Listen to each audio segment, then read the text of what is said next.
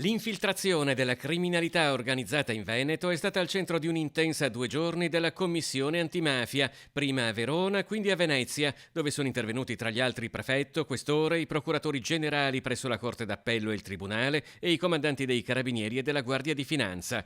Che la situazione sia grave lo confermano le ultime inchieste che in regione avevano portato ad oltre 100 arresti in un mese. A Venezia dove sono i punti critici? A Venezia sicuramente l'indagine dell'Eraclea, che però oltre a quello che è già emerso, adesso è importante aprire un faro anche sul resto del litorale. Penso ad esempio a Caorle, dove in vari punti dell'ordinanza emessa dal Tribunale ci sono collegamenti tra i clan dei casalesi di Eraclea e le famiglie dell''ndrangheta che da tempo sono presenti a Caorle. Ma un altro allarme si registra persino a Venezia, al Tronchetto. Alcuni esponenti della vecchia Mara del Brenta che hanno ripreso in mano la situazione, governando appunto i flussi dei turisti con i lancioni, ma non solo in direzione Venezia, ma anche verso le vetrerie di Murano, quindi con attività economicamente molto più redditizie. Parliamo di un giro d'affari enorme, di decine e decine di milioni e anche di sottrazioni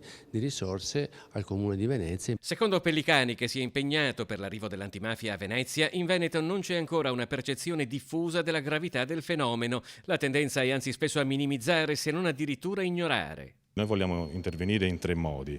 Innanzitutto sulla ferma e decisione di interrompere queste attività di tipo mafioso. Quella della prevenzione che abbiamo già detto è una cosa in più, anche sull'istruzione, sull'idea di mentalità, cioè quello di insegnare e di portare avanti una mentalità che sia antimafiosa.